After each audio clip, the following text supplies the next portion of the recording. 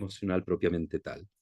¿Y qué es lo que distingue esta forma de terapia corporal a otras formas de terapia, que son las que usualmente nosotros conocemos como terapia psicológica?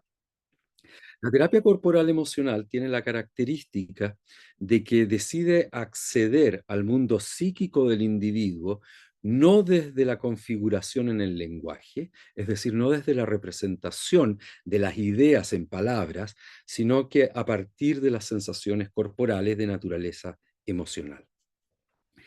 Gran parte de las terapias convencionales, por así decirlo, se enmarcan dentro de lo que se llama una terapia o una psicoterapia conversacional.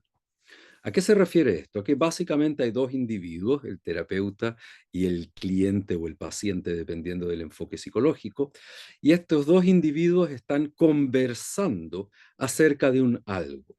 Ese algo es la problemática que el cliente o paciente trae a la sesión de terapia. ¿Sí? De hecho, la pregunta clásica que existe dentro del contexto de la terapia más bien tradicional, de naturaleza conversacional, es ¿cuál es su problema o qué es lo que lo trae para acá? Y eso hace que evidentemente se forme un diálogo donde el cliente o paciente habla y el terapeuta escucha. Y a continuación, dependiendo evidentemente del enfoque psicológico, el terapeuta o bien da una retroalimentación de su impresión de lo que le pasa a la persona, o bien ayuda a reconfigurar o encuadrar las situaciones que le producen angustia o ansiedad y hace recomendaciones respecto de formas de relacionarse, de mirar la problemática, el problema, o de resolver en su vida cotidiana las situaciones que le están generando angustia y ansiedad. Si bien esto es una enorme generalización, podríamos decir que esto es básicamente la estructura que uno conoce típicamente como una sesión de terapia. Dos individuos hablando acerca de un algo que es la problemática del individuo que viene a consultar, el consultante. Si bien este tipo de terapia efectivamente es un gran aporte tanto a los procesos de sanación psicológica como a los procesos de desarrollo personal del individuo, tiene ciertas limitantes y voy a hablar respecto de cuáles son los grandes aportes primero de lo que nosotros podríamos llamar un enfoque terapéutico conversacional. El primer aporte es la disminución de la angustia y la ansiedad asociada a no saber por qué yo funciono de la manera como yo funciono. Por lo tanto, generalmente dentro del contexto de la terapia y en la relación con el terapeuta y a partir de las intervenciones que hace el terapeuta, la persona empieza a explicarse a sí misma su propio comportamiento y asignándole un sistema de significado que hace que la persona quede tranquila respecto de, ok, yo estoy sufriendo, yo lo estoy pasando mal o estoy sintiendo angustia y ansiedad por esta razón, ya sea por cómo yo estoy resolviendo mi vida en la actualidad, ya sea si tiene un enfoque más psicodinámico, por las experiencias que yo viví previamente, etcétera, etcétera.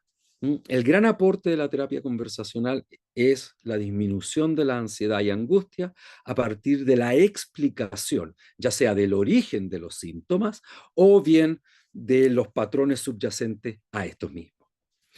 El segundo aporte de la terapia conversacional tiene que ver con la relación terapéutica. Una buena terapia conversacional hace que la relación entre el terapeuta y el consultante se convierta en una relación de naturaleza reparadora. Es decir, el individuo desplaza hacia el terapeuta sensaciones que retiene por figuras de autoridad o afectivas de su propia vida y en una relación terapéutica de empatía emocional, de acompañamiento, de escucha, la persona empieza a reparar las dimensiones relacionales de su vida que están a la base quizás de muchos de sus conflictos psicológicos. ¿Sí? Entonces, la relación terapeuta se convierte en un lugar, por así decirlo, donde yo puedo recrear inconscientemente mis relaciones afectivas, proyectando esto en la figura del terapeuta y de esta manera, esta escucha empática y este acompañamiento hace que los vínculos que estaban a la base de algún nivel de daño emocional empiecen a ser paulatinamente reparados por esta persona que me acompaña o me escucha. ¿Mm? Y el tercer gran aporte que yo diría de la terapia conversacional está relacionado con la posibilidad de verbalmente desahogarme. Es decir, al yo hablar de lo que a mí me pasa, hay una sensación interna de constricción que comienza a expandirse. ¿Sí? Todos los estudios en el área de psicología nos dicen que estos son los grandes aportes de la terapia conversacional, es decir, donde el foco es el lenguaje y la significación de la propia experiencia en el lenguaje. Ahora, a nivel neurológico, la terapia conversacional trabaja fundamentalmente con la parte racional del cerebro, lo que en términos técnicos se llama el neocórtex, que es la corteza cerebral, que es la parte que trabaja con las ideas, con las reflexiones, con la simbolización de la experiencia en el lenguaje. Ahora, ¿cuáles son las limitaciones de la terapia conversacional y cuáles son las puertas que abre la terapia corporal emocional? Es que la conducta humana en un gran porcentaje no está manejada por el mundo de las ideas y el lenguaje, sino que está manejada por el mundo de los registros emocionales que yo he ido construyendo a lo largo de mi vida. Es decir, la conducta, el comportamiento humano es manejado por el cerebro emocional, no el cerebro pensante, no el cerebro racional, sino que por lo que se llama en neuropsicología por el sistema límbico. Y el sistema límbico está directamente conectado con el sistema nervioso, el cual se divide en lo que nosotros podríamos llamar el sistema nervioso somático, que es aquello que organiza los movimientos conscientes. Es decir, yo en este momento estoy moviendo mis manos y yo estoy decidiendo mover mis manos en la medida que estoy conversando con ustedes. Y la otra parte del sistema nervioso es lo que se llama el sistema nervioso autonómico, que es el que controla todos los movimientos que son no racionales, no inconscientes, no organizados alrededor de la voluntad, como por ejemplo los latidos del corazón, el fluir de la sangre, el movimiento de los pulmones, en la respiración, etcétera, etcétera. Y todas las funciones corporales, el sistema digestivo, por ejemplo, que está funcionando independiente de mi intervención consciente. Y junto con esto, también están manejados los movimientos del aparato motor, de la musculatura, que son de naturaleza involuntaria, ¿sí? Lo que nosotros conocemos usualmente con el nombre de reflejos. Por lo tanto, la terapia corporal emocional lo que hace es trabajar fundamentalmente con el cuerpo y con el sistema nervioso. ¿Por qué trabaja con el cuerpo y con el sistema nervioso? Porque si mi cerebro desea interactuar con el entorno, no tiene otra posibilidad para hacerlo si no es a través del cuerpo. Yo puedo simbólicamente representar mis experiencias en el lenguaje y de hecho en la terapia corporal emocional la conversación sobre la propia experiencia está siempre presente como una forma de integrar cognitivamente lo que yo he vivido, pero el foco es el trabajo directo con el sistema nervioso, porque la conducta humana está fundamentalmente manejada por las vivencias emocionales que cada individuo ha tenido a lo largo de su vida. Y eso es lo que marca la sensación que cada uno tiene de quiénes somos nosotros, la sensación de qué se trata el mundo que está allá afuera y sobre todo de qué se trata el fenómeno de estar vivo. ¿Estar vivo es un fenómeno peligroso o es amable? ¿Estar vivo es una lucha constante o es un fluir? Todo esto está determinado por las partes del sistema límbico, del sistema del cerebro emocional, que guardan las experiencias y los registros que cada uno empezó a desarrollar a lo largo de su vida desde el momento en que nosotros nacemos. Entonces, la terapia conversacional tiene estos aspectos que yo mencionaba, pero si yo deseo cambiar la conducta o el comportamiento de un individuo, en la práctica eso significa que a nivel del cerebro emocional se puedan producir nuevas conexiones neuronales que de alguna manera entran en rivalidad con las conexiones neuronales primarias que se convirtieron o que articulan mis patrones automáticos de conducta. Todos nosotros podemos darnos cuenta que en determinados contextos o situaciones tendemos a reaccionar automáticamente, no reflexivamente, sino automáticamente a estímulos que se parecen a experiencias que nosotros hemos tenido con anterioridad.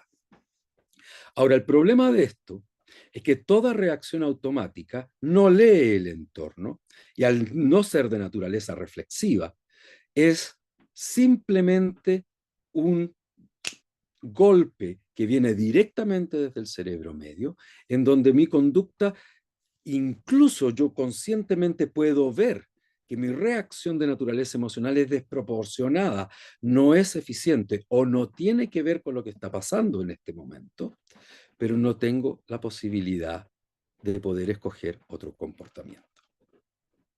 Cuando yo trabajo con el cerebro emocional, cuando yo trabajo con el sistema nervioso, cuando yo trabajo con el sistema límbico, lo que ocurre en la práctica es que la experiencia que yo voy teniendo con mis sensaciones, mis emociones en mi cuerpo, se convierte en un potencial de crear nuevas conexiones neuronales que me permitan a mí tener algo que previamente yo no tenía, que es la opción de poder escoger mi comportamiento hacia el entorno.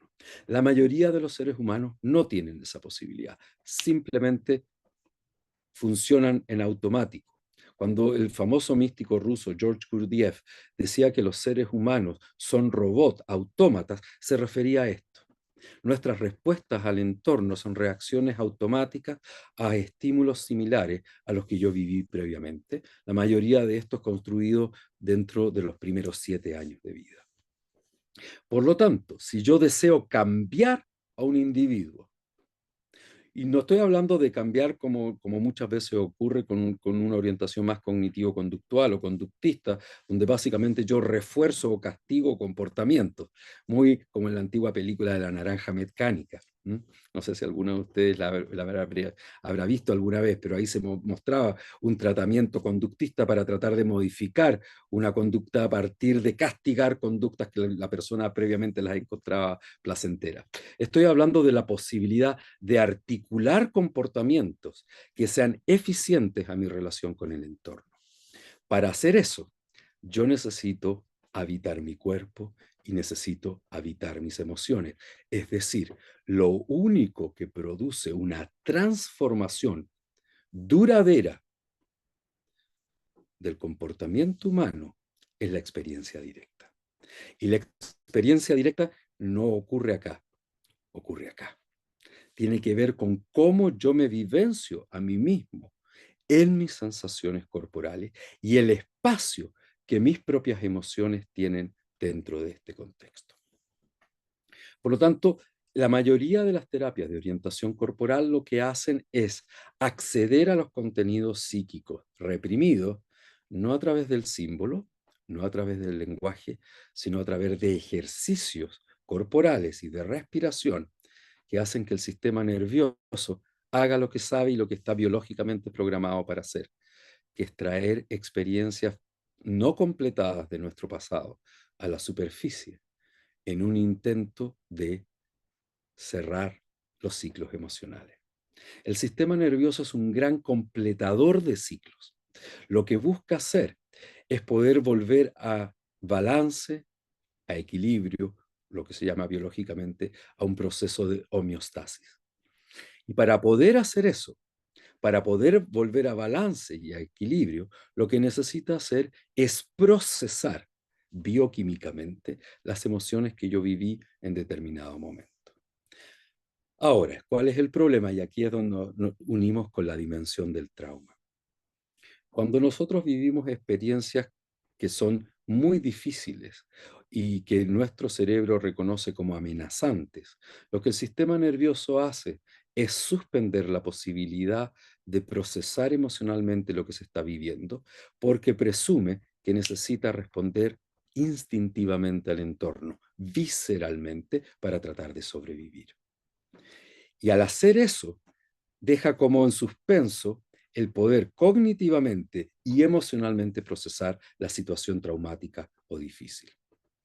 Ahora, muchas veces lo que ocurre es que En esta situación traumática, nuestro cerebro activa el sistema de defensa externo del sistema nervioso, llamado el sistema simpático, el cual produce las hormonas de estrés como la noradrenalina y el cortisol, que viaja hacia nuestra musculatura para preparar el organismo para luchar y arrancar. Ahora, ¿qué es lo que ocurre? Que este mecanismo maravilloso funciona perfecto cuando a mí me va a comer un tigre. Y de hecho evolucionó en ese tipo de contextos, eh, por así decirlo, naturales.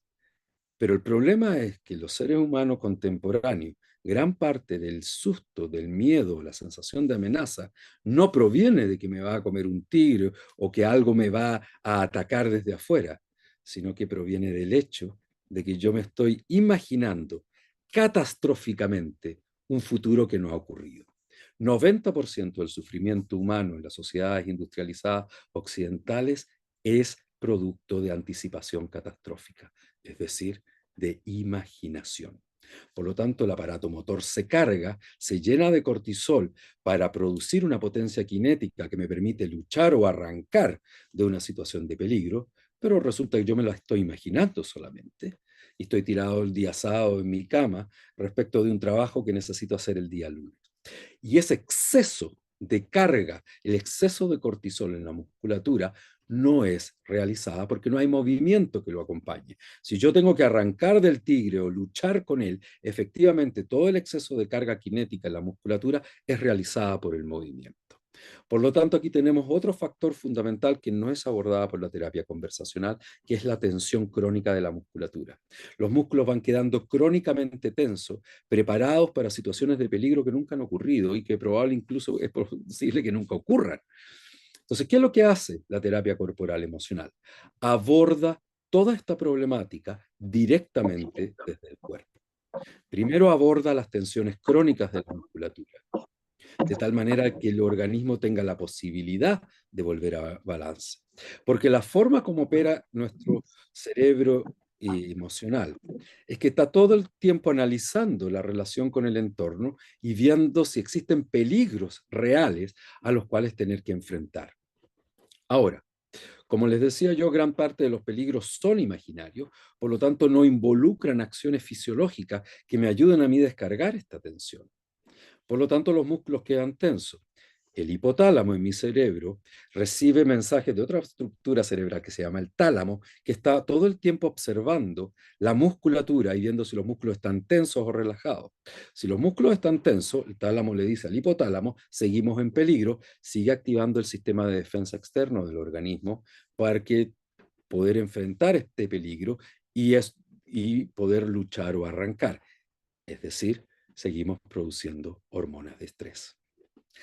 Gran parte de las personas en nuestras sociedades están en ciclos, en loops constantes de producción de hormonas de estrés, que son muy útiles si yo quiero arrancar de un tigre, como explicaba, inútiles para enfrentar las preocupaciones diarias.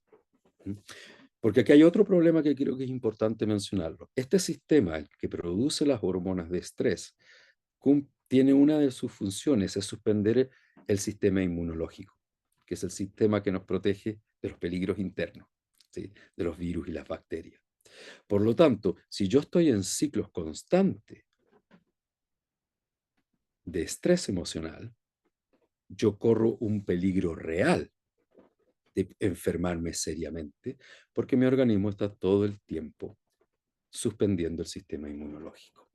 Entonces, cuando hablamos de que las preocupaciones o el miedo mata, esto no es poesía psicológica, esto es una realidad fisiológica del ser humano. Por lo tanto, la terapia corporal emocional lo que hace es generar un contexto que es corporal y emocional para poder regular y traer el organismo de vuelta a balance y equilibrio. El gran objetivo de la terapia corporal emocional a este nivel que estoy hablando es lo que se llama la regulación organísmica. Es decir, que este sistema tenga la posibilidad de volver a balance. ¿Y cómo vuelve a balance? Bueno, el mecanismo biológico que tenemos nosotros tiene que ver con el movimiento. Son tres los factores fundamentales: moverse, respirar y hacer sonidos. Y dentro de este ciclo de moverme, respirar y hacer sonido, hay una dimensión que es muy importante y es la expresión emocional. Es decir, darme permiso para sentir y expresar mis emociones.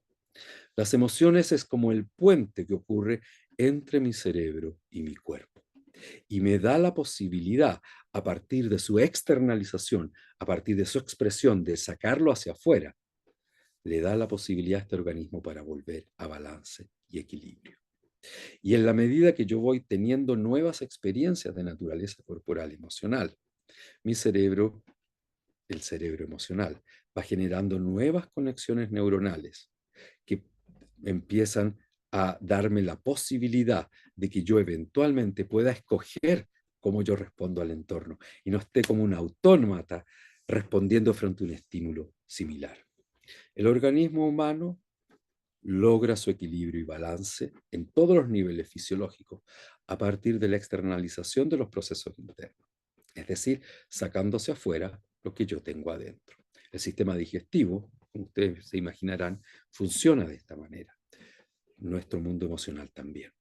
Nosotros nos calmamos, nos regulamos, volvemos a balance en la medida que tenemos la posibilidad de sentir y expresar lo que estamos sintiendo.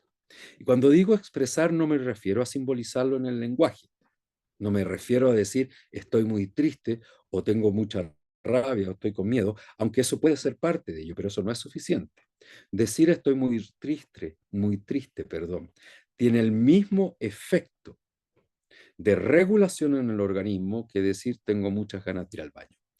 Útil para las personas que están alrededor, sobre todo para indicarme dónde está el baño, pero no es suficiente para volver este organismo a balance. Yo necesito tener un proceso de descarga emocional.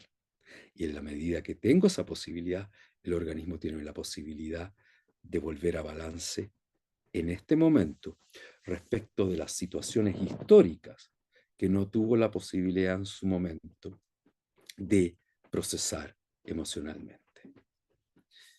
Ahora, dentro de la terapia corporal emocional existen distintas líneas y una de estas líneas es lo que se llama la terapia corporal emocional neorreichiana. Esto que suena tan chic, ¿qué significa? Significa que ha sido desarrollada por los discípulos o estudiantes del padre de las psicoterapias corporales, que fue Wilhelm Reich.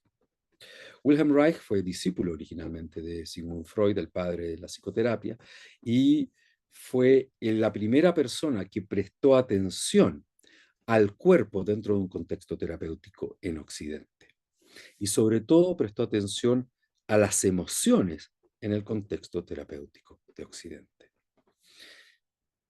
El método que nosotros utilizamos, que es llamado Somatic Emotional Processing, es un método que se enmarca dentro del contexto de lo que se llaman las terapias neorreichianas y que recibe influencias de terapias que existieron previamente a la innovación de este método, como es la bioenergética, la Pulsation Neoreichian Therapy de Anisha Dillon, el trabajo de Jay Stackman, de Stanley Kelleman y otros teóricos y practicantes dentro de este tipo de terapia.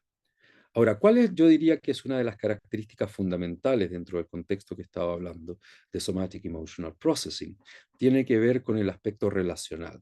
Es decir, nosotros entendemos el acompañamiento en los procesos de carga y descarga emocional de las emociones reprimidas y de los procesos de regulación organísmica de los participantes como un proceso que funciona en la medida que nosotros podemos habitar estas dimensiones de nuestra propia vulnerabilidad emocional y físicamente acompañado.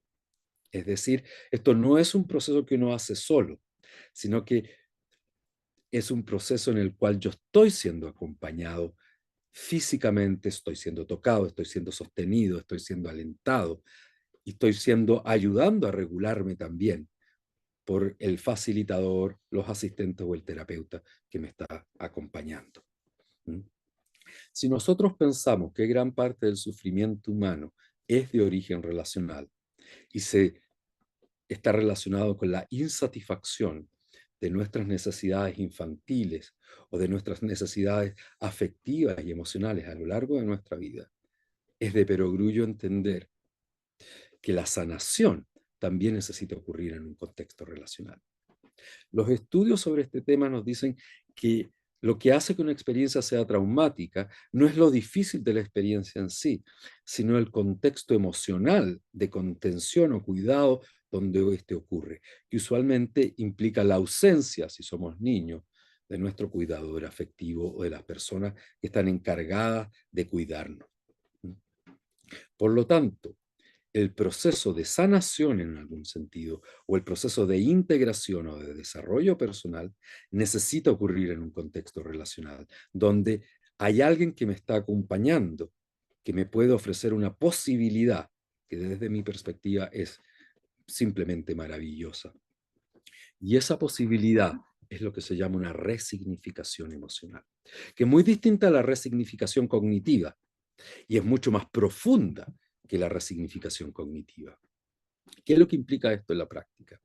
Significa que en la medida que yo, a partir de los ejercicios corporales y de respiración, se van abriendo esta dimensión de las emociones que yo no he vivido completamente, lo que va ocurriendo es que yo voy entrando en un espacio donde comienzo a habitar mi propia vulnerabilidad. La vulnerabilidad que tenemos todos los seres humanos por el simple hecho de nacer en un contexto como mamíferos, donde dependemos de los adultos que nos rodean para nuestra satisfacción y para nuestro crecimiento.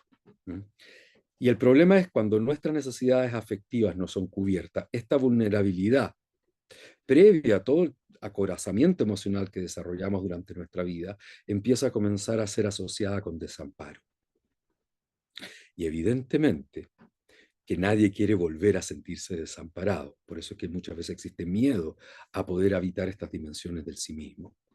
Pero en un contexto relacional, cuando yo habito mi vulnerabilidad, esta comienza a desasociarse del desamparo y comienza a tener la posibilidad que sea asociada con afecto, con acompañamiento, con contención, con descanso y sobre todo con relajación. Es decir, en términos técnicos, este sistema de defensa de externo del organismo que hablaba yo, el sistema simpático, ¿ah?, el que produce las hormonas de estrés, tiene la posibilidad de desconectarse y se abre la posibilidad a que se pueda activar el sistema parasimpático, que es el sistema que calma, que relaja. Y según los últimos estudios en este sistema nervioso,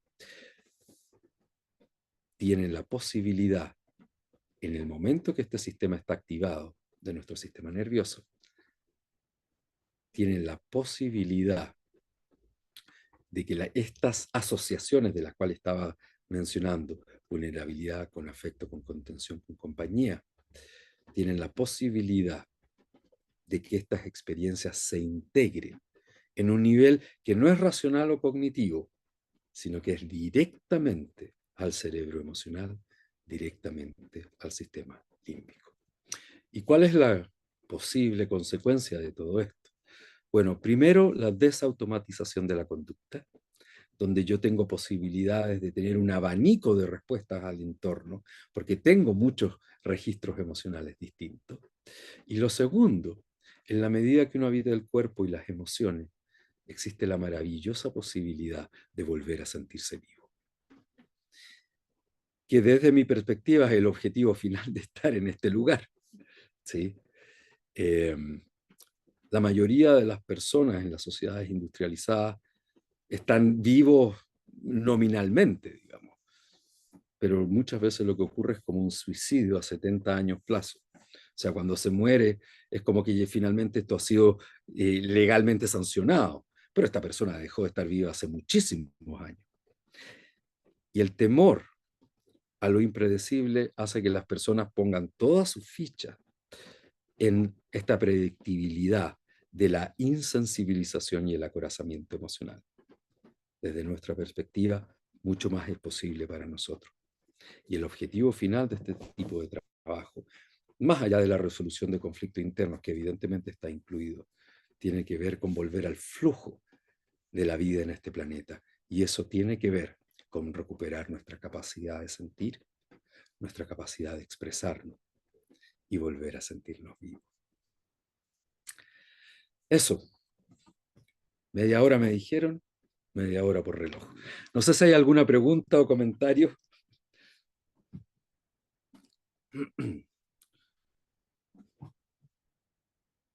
¿No?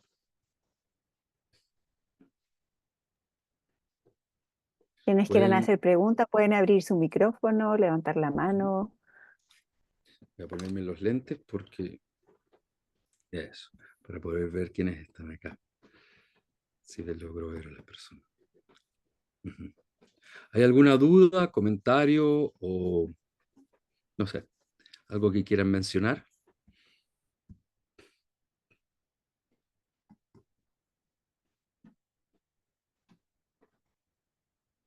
¿No?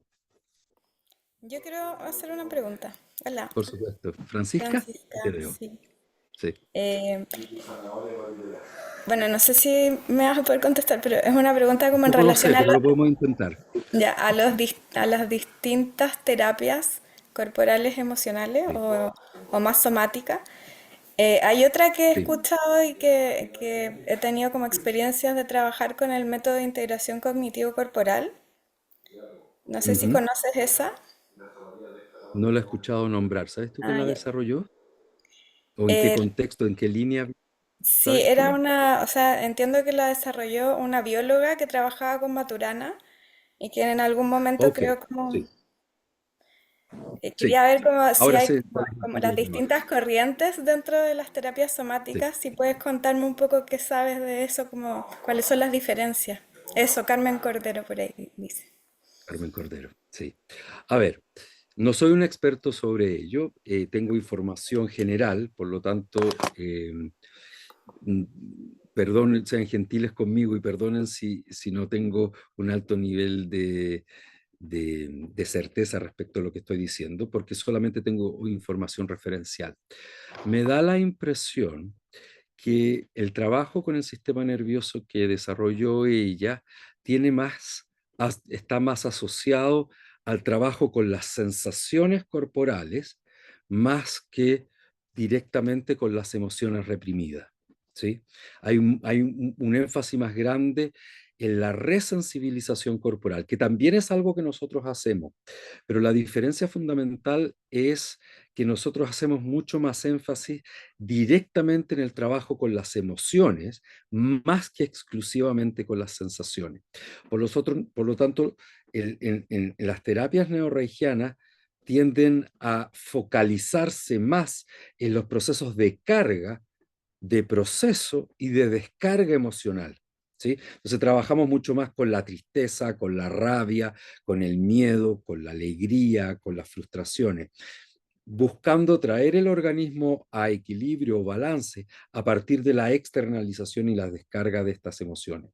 Por lo tanto, según la información que yo tengo, el énfasis en el trabajo que tú acabas de mencionar, el énfasis es más con la sensibilidad y la sensación corporal, que es algo que también nosotros hacemos, pero nosotros tenemos un énfasis más grande en la descarga emocional, en el habitar las emociones y permitir que éstas salgan hacia afuera. No sé si respondí tu pregunta, Francisca. ¿Sí? Gracias. Gracias. No sé si hay alguna otra pregunta o comentario.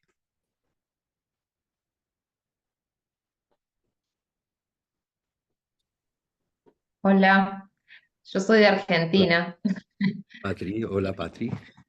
Soy de Argentina y me enteré hace poquito de esta escuela, de esta propuesta de Chile, y bueno, quería saber si en Argentina se está compartiendo, se está formando algún grupo o algo, por un lado. Y por otro lado, también yo conozco mucho de biodanza y participo de espacios de biodanza, que también por ahí el fundador fue chileno, ¿no? De origen chileno, y no sé, en relación con lo que vos estás compartiendo, también cuál es puede ser la similitud o que pueda Ujú. tener diferencia. Voy a Gracias. hablar sobre eso. No, no tenemos nadie en Argentina. Este proceso se ha hecho en distintas partes de Chile y en Brasil, pero en Argentina por el momento aún no nos han invitado. Nosotros vamos donde nos inviten, ¿sí? Eh, a ver, la biodanza, el foco de la biodanza tiene mucho más que ver con la activación parasimpática, es decir, tiene que ver con procesos de naturaleza expansiva emocionalmente y generar espacios donde las personas puedan habitar esta parte del sistema nervioso que es la que relaja y que calma en forma más habitual, por así decirlo, ¿sí? Similar a la respuesta que di anteriormente, nosotros trabajamos mucho más con el aparato motor que la biodanza. La biodanza trabaja con movimiento, pero no se focaliza directamente sobre la musculatura. El trabajo que nosotros hacemos es pensado en los grupos musculares y la biomecánica particular de ciertos procesos emocionales. Por lo tanto, dependiendo del tipo de ejercicio, nosotros hacemos ciertos movimientos repetitivos o bien sostenemos posturas físicas donde los músculos están en tensión durante un tiempo prolongado hasta que, por así decirlo, el acorazamiento automático del grupo muscular tiende a ceder y surge la emoción que está detrás. Por lo tanto, si bien el entendimiento del sistema nervioso es muy similar, la práctica del trabajo es absolutamente distinta, digamos. Está mucho más focalizado, en nuestro caso, en la musculatura, el aparato motor y en la liberación de las emociones desde la musculatura. ¿Sí? Eso. Gracias, Patri. No sé si hay alguna otra pregunta. Hola, Ahí hay sí. una mano levantada. Sí, ¿Y sí? hola, gracias. Aquí, Amika. Tengo una pregunta bien práctica y es Sí, cómo es cómo es el diagnóstico, de qué manera se trabaja, así como, porque acabas de explicar un poquito, ¿no? Hay ciertas posturas, pero sí, ¿cómo se hace esto? ¿Es una sesión individual? ¿Esto se hace en talleres? ¿Esto se hace con sí, una anamnesis previa? ¿Cuál es sí. la forma? O sea, ahora en Bueno, hay general. distintas maneras. Esto puede utilizarse en contexto grupal, en Ajá. un contexto de taller de desarrollo personal. También puede ocuparse dentro de un contexto de terapia individual. Ahora, el enfoque que tiene Somatic Emotional Processing es un enfoque más educativo y de desarrollo personal que un enfoque claramente clínico. ¿Sí? Ok, ¿Sí? perdón. Nosotros Sí, no dale. trabajamos con diagnósticos de enfermedades psicológicas, por así decirlo.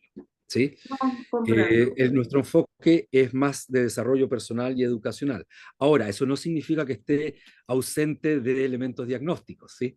Y la metodología diagnóstica que nosotros utilizamos es lo que se llama lectura corporal, que tiene que ver con observar la estructuración del aparato motor y de la musculatura, y eso a nosotros nos da una muy buena idea respecto del tipo de experiencias que la persona tuvo a lo largo, sobre todo en sus años de desarrollo psicoemocional, cuáles son las estrategias de supervivencia emocional que la persona desarrolló para huir de la experiencia de dolor emocional y fundamentalmente qué tipo de experiencias, en qué etapa de desarrollo pudiese haber tenido que determinó que comenzase a utilizar el cuerpo de una cierta manera y que eventualmente eso marcara el desarrollo de cierto tipo de músculo en, y el subdesarrollo de otros. Y esto Totalmente. también se focaliza mucho en cuál es la predominancia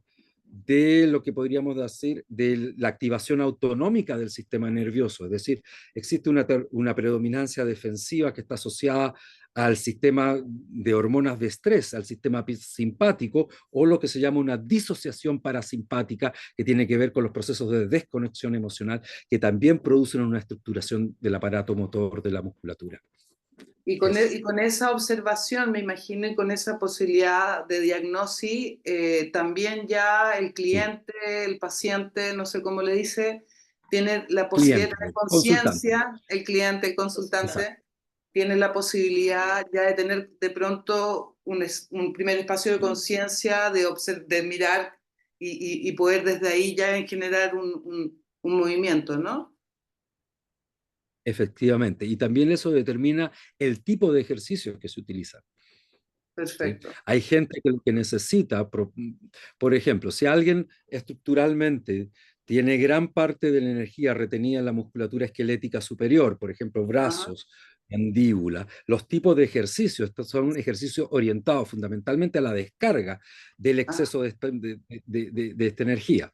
Si la persona tiene una estructuración corporal de desenergización, lo que necesita primariamente es aprender a cargar. Entonces trabajamos con la respiración de tal manera que la metabolización de oxígeno aumente el potencial energético del individuo y hacemos ejercicios orientados a lo que se llama el enraizamiento, que es la actitud psicofísica de estar presente con la experiencia del momento.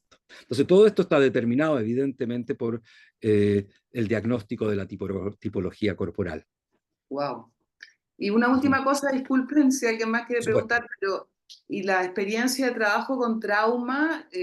Por favor, lo que Sí, acabas de hablar, entiendo, tiene todo que ver con trauma finalmente, pero sí, ¿hay algo sí. específico?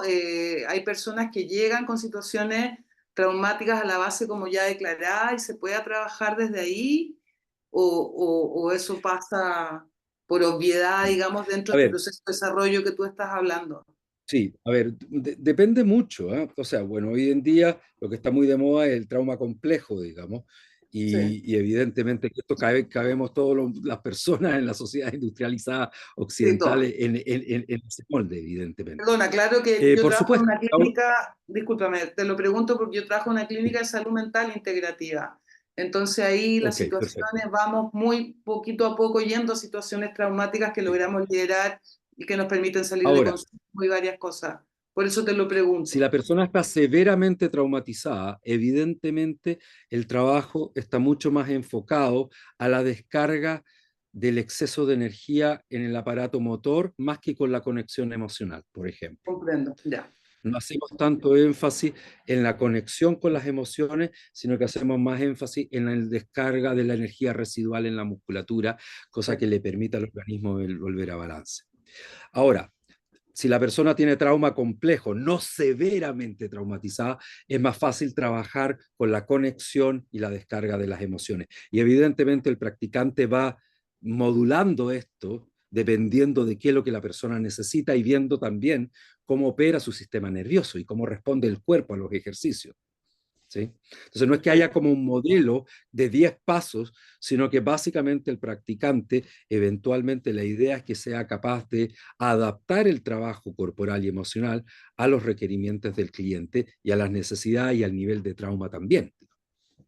Perfecto. O sea, requiere esa delicadeza también. Por Gracias. supuesto, Sí, sí. evidentemente. Me quedó Gracias. clarísimo. Gracias, gracias. Uh-huh.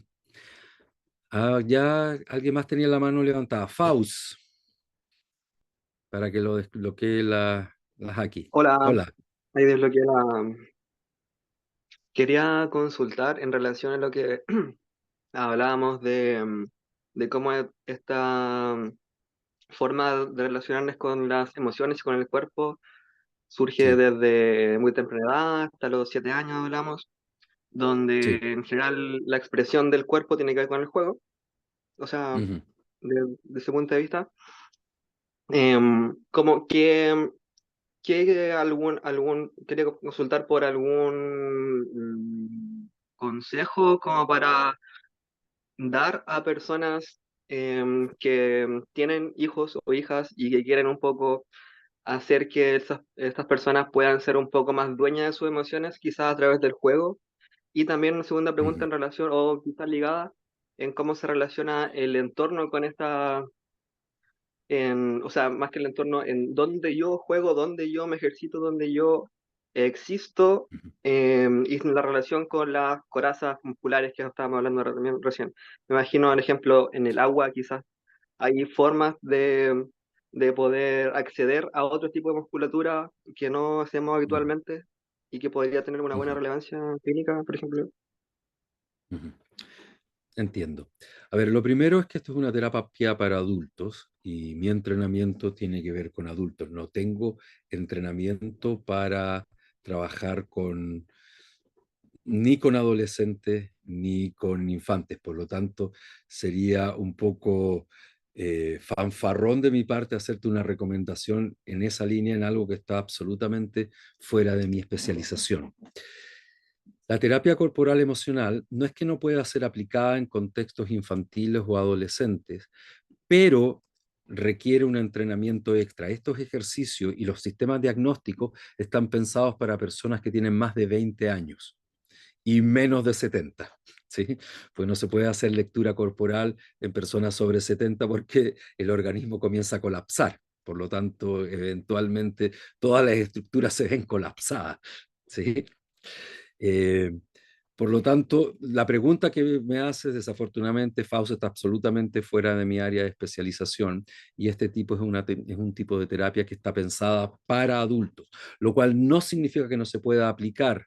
Yo, de hecho, conozco personas que lo han adaptado a trabajo con adolescentes e incluso con niños, pero eso desafortunadamente está fuera de mi área de especialización. Eso. Muchas gracias. Y ¿Sí? respecto al segundo, eso de cosas en otros entornos o cómo afecta el entorno en relación A ver, a a la actividad.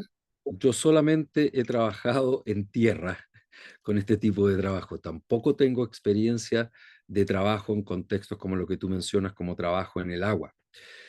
No tengo uno de los principios fundamentales de este tipo de trabajo es lo que se llama enraizamiento, que es el hecho de estar de pie sobre los propios pies, valga la redundancia, ¿sí? Teniendo una experiencia de autosoporte, que es un aspecto fundamental de este trabajo. No sé cómo eso funcionaría estando en el agua, porque la sensación corporal es distinta. Quizás hay un área ahí súper interesante para explorar, pero nuevamente está fuera de mi área de especialización y expertise. Eso. Vale, gracias. Ujú. ¿Había otra mano levantada por ahí, Parmita? Sí. Hola Vic, Hola, mujer. qué rico escucharte de nuevo. Gracias. Mm. Em, bueno, en torno a lo que se está conversando, Ujú, entiendo que como sociedad tenemos muy poco manejo de cuáles son las emociones y de qué es lo que estamos sintiendo. ujú, Entonces mi pregunta va relacionada en qué se puede hacer cuando hay una emoción que se manifiesta que es incómoda y que no sé y no entiendo qué es, de qué se trata. Entonces es un consejo práctico eh, para utilizar como en el cotidiano y para ujú, generar descarga sin saber bien qué es lo que me está ocurriendo. mm. No sé si me expliqué bien. Creo entenderlo. Tú me dices si respondí tu pregunta o no, si no la entendí bien. A ver, lo primero que hay que entender es que la identificación de las emociones es un proceso cognitivo. Es decir, la parte racional de mi cerebro le asigna un sistema de significado a ciertas sensaciones que en general se dan en lo que yo podría decir en espectros. ¿Sí? El lenguaje es súper exacto, pero la vivencia emocional no lo es tan exacta. O sea, cuando yo hablo de la rabia y la tristeza como dos fenómenos emocionales casi en celdas separadas. En realidad esta distinción es fundamentalmente de naturaleza lingüística, porque la verdad es que estas emociones se dan en un espectro, ¿sí? Ahora, la capacidad de identificar lo que yo estoy sintiendo a mí me permite dos cosas fundamentales. Uno, identificar qué es lo que me está produciendo la sensación, sobre todo, como mencionabas tú, si esta sensación es incómoda. ¿Sí? Por lo tanto, yo puedo establecer una relación causal entre la vivencia que yo tuve en algún momento y lo que yo estoy sintiendo ahora. ¿Mm? Usualmente la gente se da cuenta de sus emociones cuando estas cambian. Cuando están y dice, oye, parece que ayer yo andaba enojado, pero no estoy tan seguro. ¿Mm? En la medida que yo soy capaz de reconocer mis sensaciones corporales, no se vuelve súper urgente la necesidad de clasificar exactamente qué es lo que yo estoy sintiendo en términos emocionales, sino que yo puedo reconocer el espectro a la cual ésta pertenece, ¿m? Que en general es más difuso que solamente la significación de la emoción en el lenguaje, es decir, esto es rabia, esto es tristeza, esto es miedo, etc. Por lo tanto, yo creo que lo fundamental tiene que ver con la capacidad de establecer relaciones causales. Yo viví esta cosa y eso que yo viví hace 2 días atrás me produjo tal sensación que es la cual yo estoy sintiendo en este momento. Ahora, cuando yo soy capaz de reconocer el espectro de la sensación en la que yo me encuentro, no es tan importante el asignarle un sistema lingüístico exacto, es decir, ponerle un nombre. Pero en un principio, el acto de ponerme un nombre me permite a mí y a mi mente poderme relacionar de mejor manera, más eficientemente, con el reconocimiento de lo que yo estoy sintiendo. Y eso me permite a mí también poder articular, ya sea el proceso de descarga emocional, es decir, reconocer si necesito pegarme una buena llorada versus agarrar una raqueta de tenis y pegarle al colchón, me permite tener un camino a realizar, o me permite a mí articular esto en términos interpersonales. O sea, ¿qué es lo que le quiero decir a la otra persona? Me duele cuando tú haces tal o cual cosa, o lo que yo necesito hacer es poner límite y decir, no estoy de acuerdo, no quiero, no me gusta. ¿Se entiende? Si bien estas están dentro de un espectro en las cuales están incluidas la relación con el proceso de descarga y la relación con el proceso de articular esto interpersonalmente, se facilita enormemente si yo soy capaz de asignarle un sistema de significado a lo que yo estoy sintiendo, pero siempre siendo consciente que el ponerle nombre a una emoción es encasillarla, no es necesariamente algo de naturaleza descriptiva. Es más fácil incluir las sensaciones corporales, tomar conciencia de ellas y yo decir, estoy teniendo estas sensaciones. Puedo distinguir procesos como, por ejemplo, si mi sensación es de constricción, de sentirme apretado, probablemente el rango, el espectro de las emociones que yo estoy experimentando están asociadas al espectro del temor, del dolor emocional y de la rabia.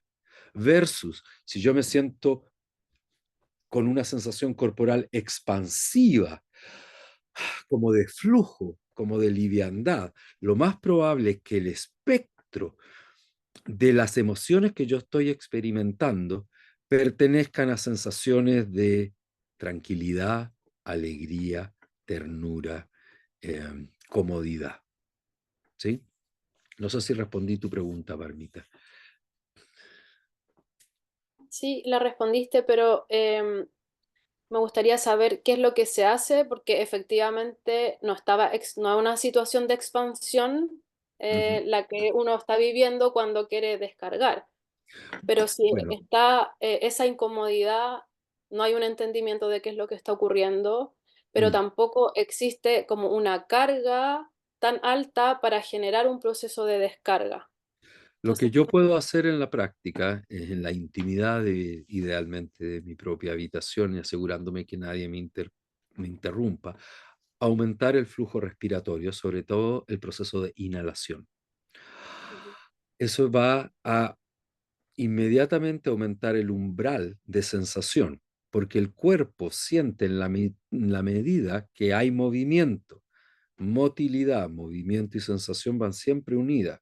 Y eso va determinado en algún sentido con la capacidad de metabolizar oxígeno y cómo el oxígeno aumenta la sensibilidad a nivel celular y permite que las terminales nerviosas se despierten. Por lo tanto, si yo me tiendo, por ejemplo, en mi cama y comienzo a respirar abdominalmente en forma profunda y doy espacio completamente a mi cuerpo a que se mueva o articule la experiencia del momento sin que exista una intervención neocortical, es decir, sin que yo esté conscientemente queriendo mover el cuerpo de una cierta manera, sino simplemente siguiendo el flujo del movimiento espontáneo, lo más probable es que el organismo va a hacer lo que necesita hacer en ese momento para volver a balance, incluso si yo no tengo claro lo que estoy sintiendo.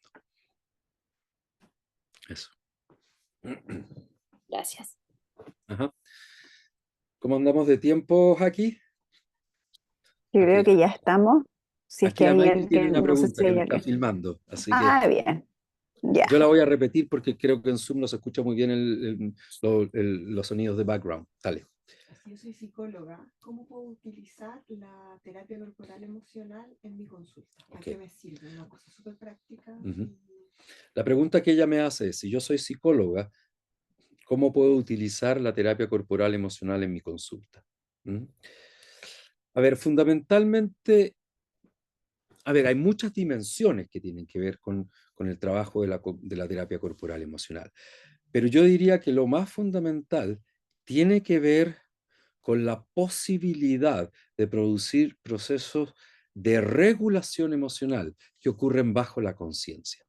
Nosotros estamos acostumbrados a resignificar las experiencias utilizando nuestra cognición, es decir, asignándole nuevos sistemas de significado a aquello que nosotros hemos vivido, tratando de entender los contextos, las situaciones, los vínculos, las experiencias. Y lo que nosotros podríamos llamar una conceptualización verbal de la experiencia.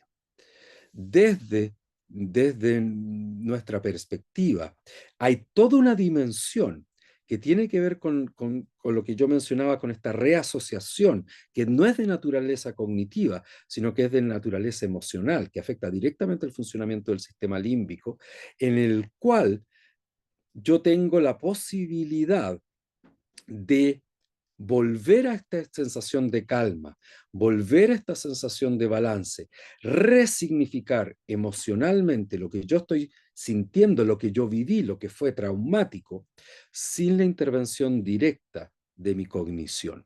Eso no significa que la cognición o la simbolización en el lenguaje o la conceptualización de la experiencia no tenga su lugar en la terapia. Evidentemente que lo tiene, pero es posterior a la experiencia, no la reemplaza.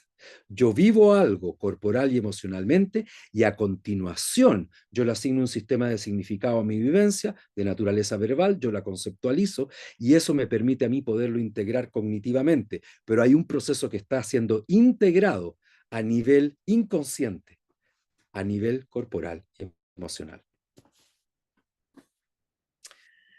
Eso, Jackie, yo creo que estamos. Si no hay alguna otra pregunta más o comentario. Yo creo que estamos. Ok. Muchas gracias, Vikrant, por tu clase.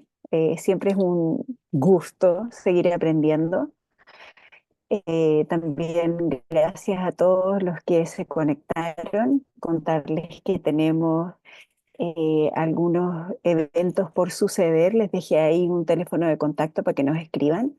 Vamos a tener el sábado 22 de julio y, 22 de junio y el 6 de julio, Introsomatic en Pucón y en Valdivia. Para los que están cerca puedan tener la experiencia en el cuerpo de lo que acaba de compartirnos Vic.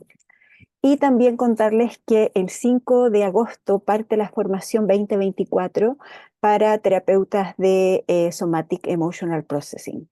Así que también todos los que están interesados nos pueden escribir, podemos tomarnos un café online o en directo para compartirles todas las posibilidades para que puedan participar. Así que eso sería. Nos Muchas estamos gracias, Jackie. viendo. Muchas gracias a todas las personas que se tomaron el tiempo de participar y que me dan a mí la posibilidad de compartir algo que es mi pasión vital. Que tengan una muy buena noche. Adiós. Gracias, Vic. Chao. Gracias, Vic. Chao. ¿Salgo acá? Muchas gracias.